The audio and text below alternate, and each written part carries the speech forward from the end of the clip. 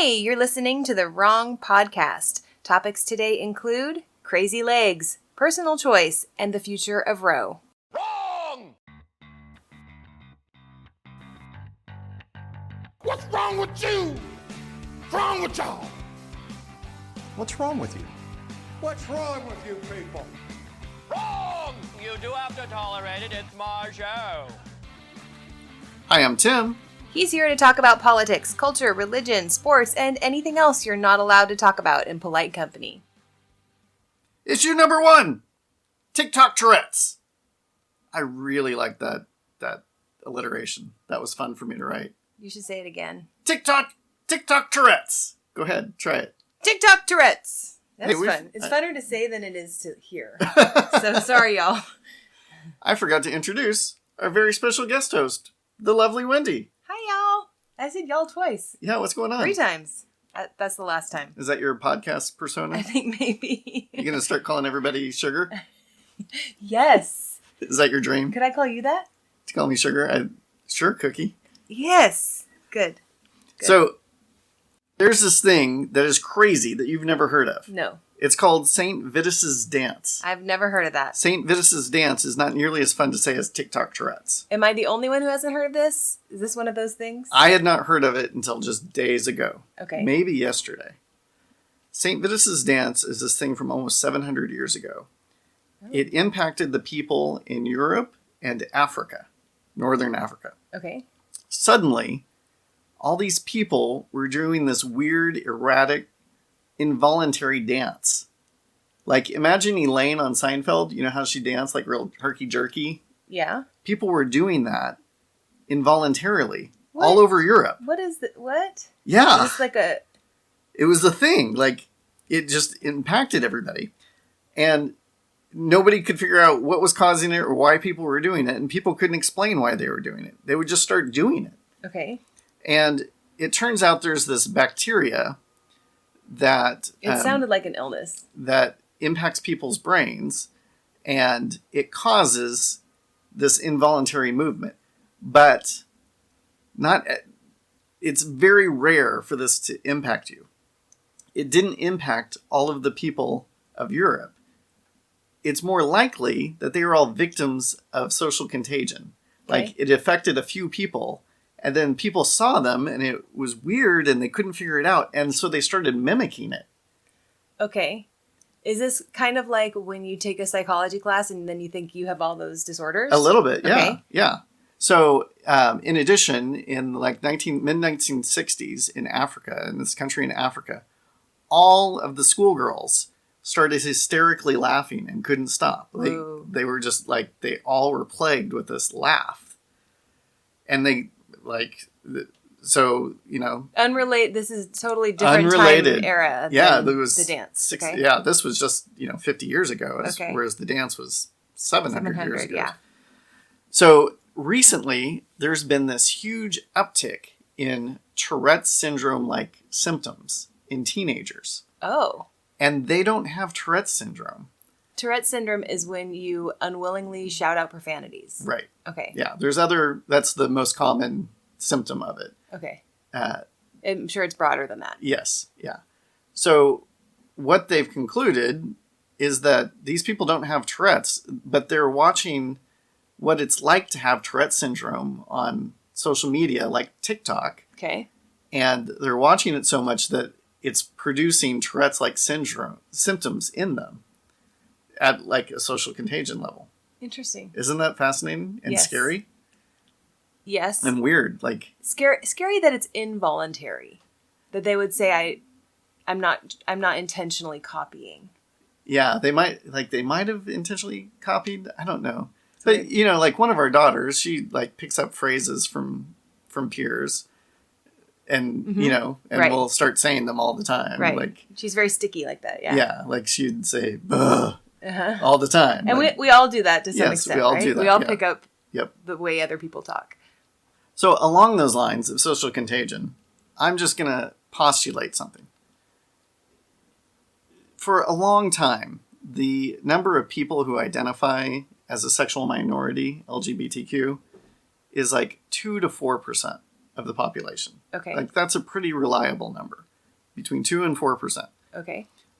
A study just came out of millennials, and 39% identify as LGBTQ. Wow. Okay, first, this is not where I thought you were going, but okay. I'm just saying, interesting that suddenly all of these people are identifying.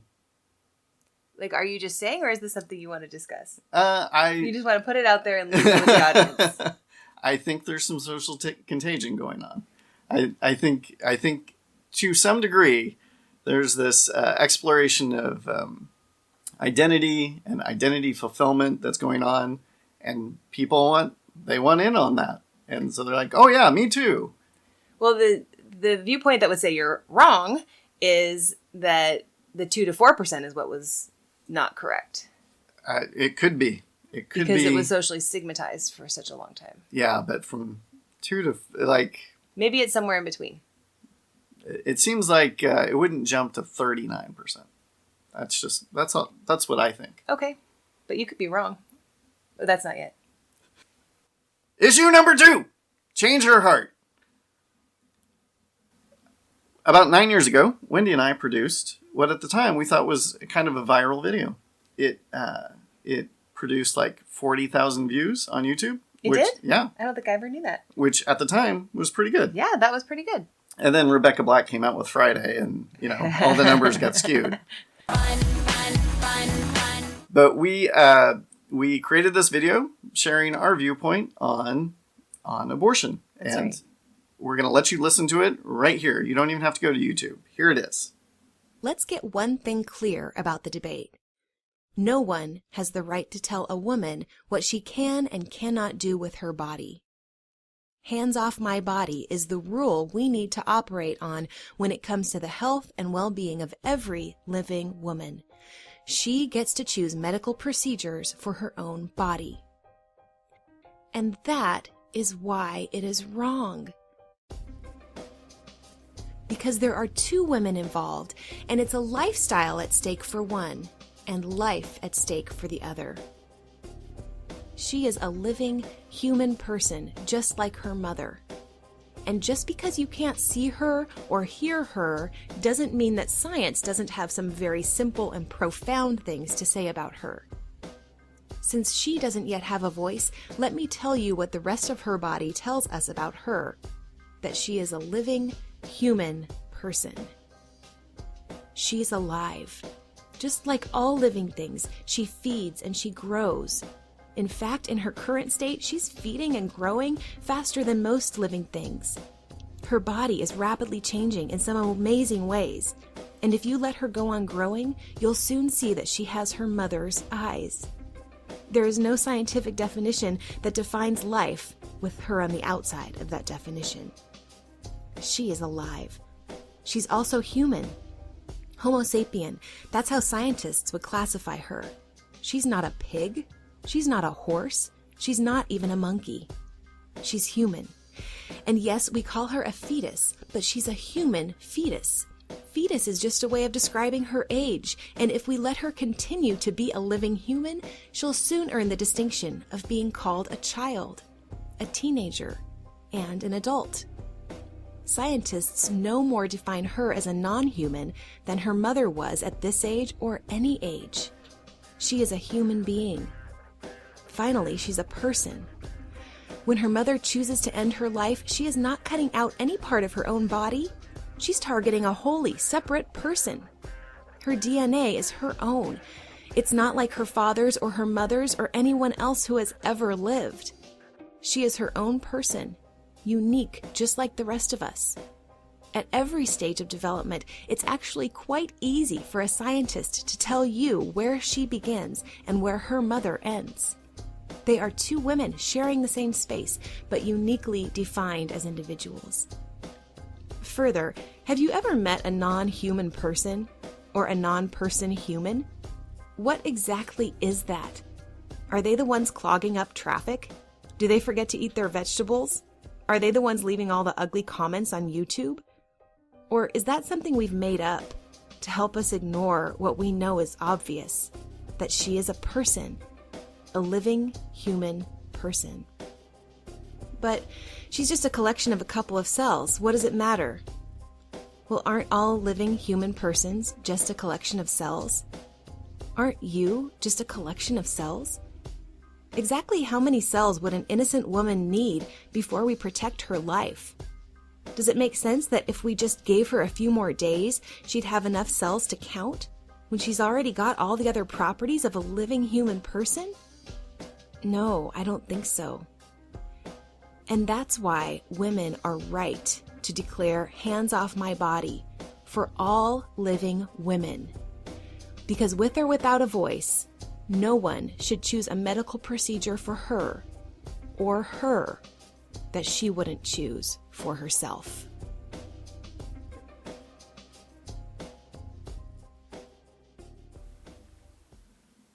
Now, listening to that again, one of the things I appreciate that we did in that is we didn't mention the word abortion in it at all. And you can rewind and go listen to it again. And that was, I think, coy and clever on our part. The thing I would change about it is we made an argument that the fetus is a living human person. Right. And today I would not make the argument about personhood. I would just say living human. Okay. Because what a person is, like philosophical nerds love to jump on the ambiguity of personhood. Okay. And, you know, our corporations persons and all that kind of stuff. Like, and we don't need it to make the argument. The argument still stands if you say this is a living human. So that's what I would change today. You have any thoughts about it? I haven't re-listened to. I haven't been the 40,001 to re-listen to it. So I don't remember the script all that well. Well, that was your homework. It was? Yes. Did you tell me to? Yes. I don't think I listened. I'm sorry, honey. That's okay. Okay. Okay. I would definitely not have admitted that I didn't listen to it. Yes, If I that's knew that was good. my homework. I'm wondering whether I'll edit that out or not, but probably not. Okay. You're welcome, everybody. Welcome to our marriage. So some of the common arguments that I hear in response to that video and to other arguments about abortion, about making abortion illegal. The first is that men shouldn't be making up laws about women's bodies. Okay. How does that strike you as a woman? It strikes me as a little off topic because what's at issue for me is the life of a child. And I understand there's many other factors that go into the abortion conversation. However, if it's not an effective argument for somebody who thinks like me, because I'm always going to go to, is the person inside of that woman alive? Is that a living human? And if he or she is, then that's how we need to be thinking, like that. That's the most important thing. Yeah, it's a bit of a genetic fallacy. The argument is, what is it? If it is a living human, then it doesn't matter if a man or a woman ends up making the law about it. Mm-hmm. And if it's not a living human, then it doesn't matter if it's a man or a woman making up the law about it. Right. Yes, it impacts a woman's body, but men, in fact, are making laws that women can't have their right legs cut off for no medical reason. Hmm. Men are making laws that women are allowed to get hysterectomies if there's some sort of medical emergency. I think there's a place. I mean, I guess what I would say is you're right. Men shouldn't be the only ones making laws, right? And yeah. I think we're doing a better job of having more women lawmakers. It just doesn't strike me as the most effective argument. And I always think of the toddler test, which is I have here on my lap a 2-year-old toddler, and her mom says that she doesn't want to take care of her, so she wants to kill her. Is that okay? Right? And no, that's not okay. We wouldn't say that for a toddler. So that's always going to be my go-to. Yeah. The argument also assumes that women are a monolithic group on this issue and that they all agree that abortion should be legal. And that is not at all true. And in fact, when you make this argument, you're negating the opinions of half the women. That's right. Half the women think that abortion should have at least some sort of restriction. More than half think the abortion should have some sort of restriction on it. Yeah. The second objection is, well, if you make it illegal, it's still going to happen. And this is what I call the defeater. And just start listening for it. If you make this rule, you're not going to stop anything. People are still going to do it. And that is true. It is still going to happen.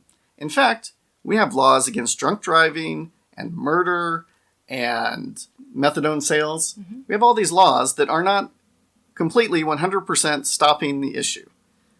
The question is, should we have laws so that we can consequence people who are doing something we think is inappropriate and detrimental to society? And laws against abortion would allow us to enact some laws against abortionists, people who are taking advantage of women in a vulnerable situation and making money and killing children. Like Gosnell. Yep, like Kermit Gosnell. Great example. Google Kermit Gosnell. Please, go yes. Go Google Kermit Gosnell. So we need some sort of rules to take care of people like Dr. Gosnell. Is it even appropriate to call him a doctor? So yes, it's not going to solve the problem 100%, but also you need to know that people borrow their morality from the government laws that are around them. That's true, yeah. And when abortion became legal in 1973 nationwide, the abortion rates rose. Not just the legal abortion rates across the board. They were measuring them already. You can measure them against other things like live birth rates. Abortion went way up because it was legal, because people were borrowing their morality from the government. And the government said, this is okay now. Yeah. Recently, Texas enacted a wonky law that's it's making abortion illegal, basically, in Texas. It probably won't stand. But abortion rates have dropped. Like clinics in Texas are saying, hey, we're not going to do this anymore because of this ruling. Now, sure, people might be going out of state, but Texas is a big state, and it might be hard to get out of state. These kind of things, they do impact the rate of abortion or whatever else you make illegal. Mm-hmm. The third objection is, hey, abortion is unsafe. Illegal abortions are unsafe, and women will die if you do not allow them to get safe, legal abortions. That's the coat hanger argument, right? Yes, the coat hanger argument. And what this doesn't recognize is that women did die from illegal back alley abortions. No argument for me that was happening. Almost the entirety of the women who died because of post-surgery infections. And if you get a surgery of any kind, the doctors give you some sort of antibiotics because, hey, you might get an infection that will kill you.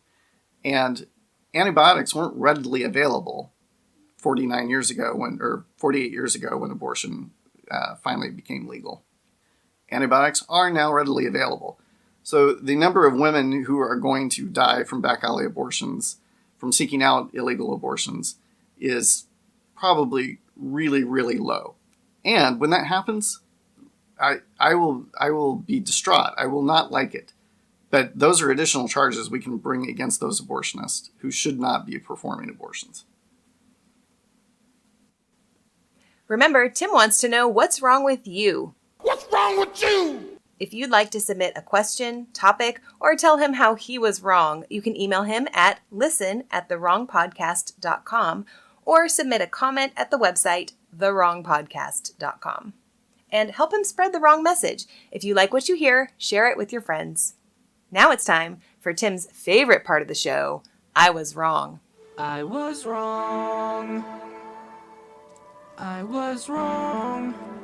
Listener Jeremy, he engaged me over my previous episode 48, where I said that superhero movies that included superpowers, Earth, and outer space were no good. He said, Avengers Endgame kind of bust up your superhero success theory. Powers, Earth, space, and time travel. Still one of the most successful and entertaining superhero films ever. What does Jeremy know? Is he like a film expert? Why doesn't he start a podcast on films? Very soon I'll have Jeremy on and we can discuss movies a little bit more in depth. Mm-hmm. But he is wrong about Avengers Endgame. Oh. It will not be remembered in the long history of filmmaking. But Jeremy and I, as we bantered about this, I said in relation to time travel, which is just makes a mess of most movies. I said, why didn't they just go back in time and kill Hitler when he was a baby? Because that's a common, trope about time travel. Would you go back, if you had time travel, would you go kill Hitler? Mm-hmm. And here they had the opportunity. Captain America used to fight Hitler. Why didn't he go kill Hitler? And Jeremy said, they should have. I would definitely kill baby Hitler. But I wouldn't kill unborn baby Hitler because who knows? Maybe he'll grow up to cure cancer. Okay. And I thought this was funny because this is also a common argument against abortion. That like, hey, you don't know if you're killing somebody who might cure cancer. And that's what he's referring to. And I agree that this argument is a little bit silly. And I don't like it. It's not that it's silly. It has merit. But I don't like the argument. And I've seen it in numerous places. Occasionally I'll see a thing like, hey, look at this great person. She did X, Y, or Z, and her mother considered aborting her. Or he did great things, and his mother, considered aborting him. Don't abort your kids. You never know what's going to happen with them. And I don't like this argument because it's buying into a utilitarian value of human beings. Yeah. We need to value humans because what they can provide to us. Wrong! And I disagree. I think we need to value humans because they're made in the image of God. Not because of the potential things they can do. Not for what they can do for us, but simply because they are loved by God for who they are with all of their weaknesses. Yeah. Wow. And a great example with this is Down syndrome kids. And when you bring up Down syndrome kids, people who know them will say, yeah, we shouldn't kill Down's kids because they're so happy and so friendly, and they bring so much love into the lives of people who know them. And again, this is playing to the utilitarian argument. See, even Down's kids bring value to our lives. Mm-hmm. And yes, they do. But that's not the reason we shouldn't abort them. Like, there are kids who do not bring great happiness and joy to the lives around them. Even so, we should not abort them. That's right. They're beautiful, even in their weakness. Well, that's a beautiful statement, Tim. Thank you. And I just feel the need to go back to the Hitler thing. Like, why do they say, would you kill baby Hitler? Why don't they say, like, would you go back and change some of the factors in baby Hitler and toddler and teenage Hitler's life that would maybe tone down the sociopath thing? I mean, that's harder, but we always jump to the easy answer, right? Like, right. And now you've got time travel, so if it doesn't work, you can keep going back. You're right. Okay? You've got plenty of opportunities to make things right for That's baby right. Adolf. And the entire German culture, not just Hitler. Right? Like, you kill Hitler and things could still go wrong with just a different guy. I personally would not kill baby Hitler because baby Hitler was innocent. Mm-hmm. I would kill Hitler after he took power. Yeah. After he took power and started murdering his political opponents. That seems like a good time to murder him. Yes, good time. Yes. That's not a good time. That would be a good time to do that. No good times with murder. Issue number 3. Supreme Court. Okay, I'm going to give you a little bit of a history on Roe v. Wade because it's about to be overturned. And you're going to see a lot of news about this coming up. There's going to be a lot of rage and anger about it. Anchor? Is that a word? Wrong! No? Okay, thank you. That's Rancor? what you're here. Rancor. So, Roe v. Wade became... It's the Supreme Court ruling that made abortion legal in all 50 states. And it came to its ruling by looking at the 14th Amendment and saying, somewhere in the 14th Amendment, we're not sure where, but it just feels like somewhere in there is this right to privacy. It's not stated? It's not stated anywhere at all. Okay. In fact, they even say it's not stated. It feels like it's there. Like it's enumerated or something like that. What does the amendment say? I can't stop and give you the amendment, but it's it's the anti-slavery amendment, basically. Got it. And so it's not there. It doesn't say there's privacy there. But because there is privacy, then women have privacy to have private conversations with their doctors and to have private medical procedures with the doctors. And the state can't interfere with that. And so from that, the entire abortion industry was legalized and is here today. Wow. And there were people who agreed with the decision to make abortion legal in all 50 states who said, this is the correct result, but we went about it in the wrong way. This was totally judicial fiat. Like you hear the phrase legislating from the bench. And this was the perfect example of that. They made a law, basically, that said abortion should be legal. And laws are not created by judges, they're created by the legislature. And other people said, this doesn't ground itself in anything the Constitution actually says, which means that it has been under constant threat ever since, because you can't find the words that it's referring to. So because nobody can find the words, hey, we're going to oppose this and we're going to keep trying to overturn it because it doesn't make sense to us. Ruth Bader Ginsburg, she was the former Supreme Court Justice. She is the ultimate authority in women's rights. Like, she built her entire career on fighting for women's rights. And she bemoaned this ruling. She did not like Roe v. Wade. Really? She defended it her entire career, but she did not like it. And she said that it should have been pursued with a legislative process. It should have gone through the Congress. And because if people know that the representatives voted for this, or if it came up for like an initiative where we all vote, then if it passes or fails, then the public has buy-in on it. Like, not everybody's out to overturn it immediately, because they all know that, okay, we at least had some process in it. It wasn't just these 7 guys who made this ruling. And because it wasn't done legislatively, it appears to have, her words were, it appears to have provoked rather than resolved the conflict. And that is absolutely true. Ever since it was ruled on, there has been this political agitation about abortion that will not go away. It rises to the top of the surface every time we have an election. Even on people who have no part in the ruling. Let's say the governor of California. California has in its own state constitution a right to an abortion. There you can find it. It's written down. Oh. And still, people are always asking candidates for governor here in California, hey, do you believe in a woman's right to abortion? It doesn't matter what a governor believes. Like, it's in the Constitution. It's already in the state governor Constitution. can't do jack squat about it. Yeah. But it is just like, it has overwhelmed our political appetites or our political imaginations. Huh. So that is why Ruth Bader Ginsburg and many people who believe in a woman's right to abortion don't like the ruling. Thank you. You're welcome. What kind of thing that I never knew. You know what? I love that you just said thank you. That's super helpful while explaining all this.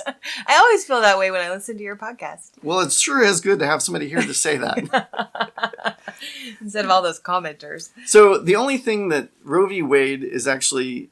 The only reason Roe v. Wade is actually able to maintain its standing in U.S. law is because we have a system based on precedent. This is what judges ruled on before. This is what the rule is. We're just going to keep following the rule. It's precedent. And right now, very soon, I'm going to come back to this. Hold on. I realize I put this in the wrong place. But just hold on to that thought that it's precedent. Okay. So there's a couple things impacting abortion right now. One, birth rates are dropping across the country. Mm-hmm. We are now below replacement level in the United States. And because we have dropping birth rates, that also means we have dropping abortion rates. Our abortion rates are dropping faster than our birth rates. Meaning that fewer percentage of pregnancies are being aborted. Yes. Okay. Yep. Okay. And that's good news. Everybody thinks that's good news. Yes. Even people who are for the legalization of abortion don't think it's a good thing. Very few people think it's something to be celebrated when it happens, even if you think it should be legal. Mm-hmm. So we can all celebrate, almost all of us, like there's like 10% who think abortion's good when it happens. Mm-hmm. Aside from that 10%, we're all happy that there's fewer abortions today. Yeah. One of the reasons that's happening is because teenagers are having less sex. Another reason is that... By the way, I don't think most people know that, but that's true. Yeah, they're less risky overall. They're doing less risky things in general. Except the whole texting, social media thing. Yeah, that's pretty risky. But by comparison, but drunk driving or sending nudes, we'd prefer them to send nudes, right? I do not want to have that conversation. but I think what you're saying is they're doing less risky things with their bodies that would get them sick or pregnant. Yes. Okay. Yep. And in addition, Obamacare passed, and that made birth control readily and freely available to all women in the country. As long as you have insurance, you have free to you, at least, access to birth control. And that, like, people said, hey, why do you oppose abortion but aren't for birth control being readily available to people? And I was like, I am for that. I want that. Mm-hmm. I don't want to just restrict abortion. Like, I want the need for abortion to go down. Mm-hmm. And birth control is absolutely doing that for us. And that's a good thing. Preventive birth control. Preventive birth control. Some people think of abortion as birth control. Yes, okay. And I do not. Okay. Do you think of abortion as birth control? No, I don't. I think we talked about this before we got married. Yeah. Okay, so back to precedent. There is a case called Dobbs versus Jackson that's coming out of the state of Mississippi, and it's challenging the legality of the Roe v. Wade ruling. There's another ruling called Casey that's also being challenged. But the only thing that has made abortion stick is this idea of precedent. And this case out of Mississippi is challenging the idea of precedent when it comes to Roe v. Wade. And there's 5 or 6 justices who most people believe oppose the Roe v. Wade ruling. Not simply because they are against legalized abortion, but because they think that the ruling made no constitutional sense because the words right to privacy are found nowhere in the Constitution. Okay. So there are people on the right and the left who think this case has a really good chance of overturning Roe v. Wade. It's not simply just, conservatives excited that it's finally going to happen. There's many, many liberals who are like, hey, this is going to happen. They're going to overturn Roe v. Wade very soon. So they're going to start hearing those arguments in December. They'll make their ruling, I believe, in the spring or fall of next year. After they hear those arguments. At the Supreme Court level. At the Supreme Court level. Okay. Yes. Yep. We're just waiting for them to make the arguments. Okay. If that happens, immediately you'll have 20 to 24 states immediately enact restrictions on abortion. The Mississippi case, they had written into a law that you couldn't get an abortion after like 16 weeks of pregnancy, which, by the way, is the exact same standard in France. So there are many states who have laws on the books that say once Roe v. Wade is overturned, this rule becomes law immediately. So half the country will have restrictions on abortion, if not outright make it illegal at all stages. Elective abortion, I should say. Most of these states have provisions for the life of the mother. And when that happens, I think Republicans are going to lose a lot of elections. It's going to make people irate. Like, you will want to stay off social media in those couple weeks after that happens, because it's just like, again, it just brings up all kinds of people's passions. And the passion that people who want legalized abortion will feel in those couple weeks is exactly the passion that people who are against it have felt for the last 48 years. Yeah. Like, who just did this to us? Right. Where did this come from? Right. And I'm sorry for your bad feelings, but at least we all share them, right? Yeah. Wow. And it will not make abortion illegal in the entire country. Other states like California and New York will continue to have legalized abortion. Yeah, it'll just make it so that there's no law or effective law saying that it has to be legal. Correct? Right.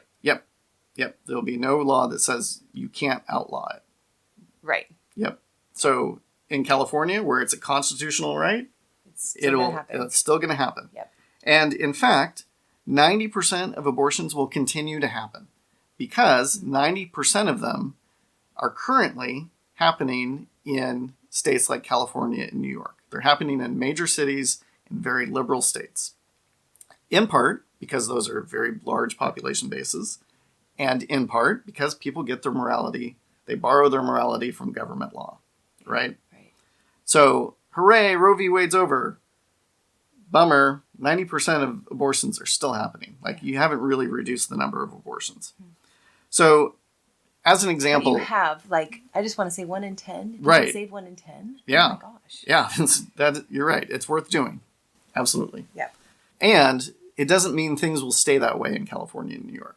Like, people borrow their morality from the government. And when they say that the government says, hey, this doesn't have to be this way, they'll say, yeah, why don't we have things like they are in France? Why don't we have more restrictions? Yeah. And you'll start seeing some liberal states enact restrictions eventually. Okay. There was just an election for the governor of Virginia, and the Democratic contestant, he had this feeling that Roe v. Wade is about to be overturned, and he ran on abortion hard. He ran and ran and ran. He ran tons of ads saying, hey, you can't elect a Republican because, he'll make abortion illegal in the state. And that guy lost. His message didn't resonate with people. They were more concerned with COVID school restrictions and things like that. So it could be that I'm wrong about Republicans losing elections because abortion rates are already falling. As I said before, they're lower than they were before Roe v. Wade became the law of the land. So because there's fewer abortions today, people feel less passionate about it. So maybe Republicans won't lose elections. In addition, in the last couple of elections, it was discovered that evangelicals were not really motivated by abortion when they voted. They chose the issues that were... An issue that was more important to them was illegal immigration rather than abortion. And that's a big change. That means maybe Republicans won't lose elections because people weren't so motivated by it. I don't know. Hard to say. But it's not a slam dunk that there'll be massive retribution against Republicans. You're going to hear a lot of it on Twitter. Again, there's going to be tirades about it. But how it works out in the ballot box, I'm not so sure. So, if Roe v. Wade is overturned, that's where the hard work begins. Not only do we need to make abortion illegal, we need to make it unthinkable. We need to change people's mind about it. And every time you or your sister or your cousin posts a sonogram photo of a baby they're waiting for on social media, that is huge. Like, I think that's more important than even Roe v. Wade being overturned. Right. Like, because it puts those children aren't imaginary anymore. Right. You have a vision of them. Yes. You know what they look like. Right. And 3D sonograms are only going to make that all the more real to people. It's easy to view them as like some sort of, blob floating around and, right. A blob of goo in your belly. Yeah. Rather than somebody with there. fingernails. Yeah. Yeah. So we're also going to need to make adoption more accessible. There's going to be people who don't want to be pregnant and aren't ready to raise a child. And we need to make sure that they can get those children to people who can and are willing to raise those kids. And there's lines of people waiting to adopt. Right. This now. is something that people don't understand, is that there's at least, before Obamacare was enacted and birth control was so readily available, at that time there was already 4 times as many couples waiting to adopt as there were birth moms willing to give their kids up for adoption. Since that time... Make an adoption plan. Thank you. Sorry. To make an adoption plan for their child. Thank you. Thank you for correcting me. I'll insert the... Wrong! Right. Isn't that right? In Thank that you. place. Yes, please. So, since that time, that number's probably at least doubled. There are tons of people who want kids in their families and are ready and willing, and they, for whatever reason, they can't have them, or they're passionate about adoption. They want to help a woman in need. So we need to make it affordable. We need to make it, the laws easy for them. And then the third thing is that we need to make prenatal and postnatal care available. And this is something that's also, people don't recognize the hard work evangelicals have put into crisis pregnancy centers. Back in the 80s, people were saying, hey, where are you for all these women? And a ton of evangelicals and Catholics and conservative Jews said, you know what, you're right. We are not doing the hard work to help women who are pregnant and need help. And those centers outnumber abortion clinics 10 to 1 right now. Really? Yeah. Wow. So the help is there, but there'll be more need. And that's the hard work we will be called to. Yeah. Like, put your money where your mouth is right now. Don't wait for this to get overturned. Start supporting a crisis pregnancy center today. And guaranteed, they have a monthly giving option. Like, you go to their website, you click on to give monthly, and before you know it, you're investing every year. Yep. And we support an organization called Obria, and you can find them at obria.org. Nice plug. Yeah, they deserve it. Yeah. I'm sure there's many others that people, in fact, let me know. If you know of a crisis pregnancy center that you want me to plug, I'd be happy to plug it. Good. Okay, and then the final thing that we'll need to do, the hard work that we'll need to do, is continue to put restrictions on abortion in places where it's legal. And the place to start with that, I believe in an incrementalist approach. There are people who disagree with me. They're like, no, it has to be illegal no matter what. Anything less than illegal just opens the door for it to continue happening. And I don't agree with that. I think we need to take a step-by-step process. And the first place to do that is to say, hey, look what the abortion restrictions are like in Europe. They're so liberal there. Why can't we have something similar to Europe? Right. Do you know the only places where abortion laws stand like they do like in the United States are the United States, Canada, and China. Wow. And China, they force people to get abortions. We're closer to China than we are to France. Yeah. That should give us pause. We're closer to China than we are to Sweden. Wow. Sweden has more restrictions than we do. And we're Denmark. We're close to Canada. We just like to bag on Canada. You like to bag on Canada. You laugh. I keep laughing. I keep bagging. But Tim could be wrong. If you think he is, let him know and let him know why. We had fun, and we hope you did too. Bye-bye.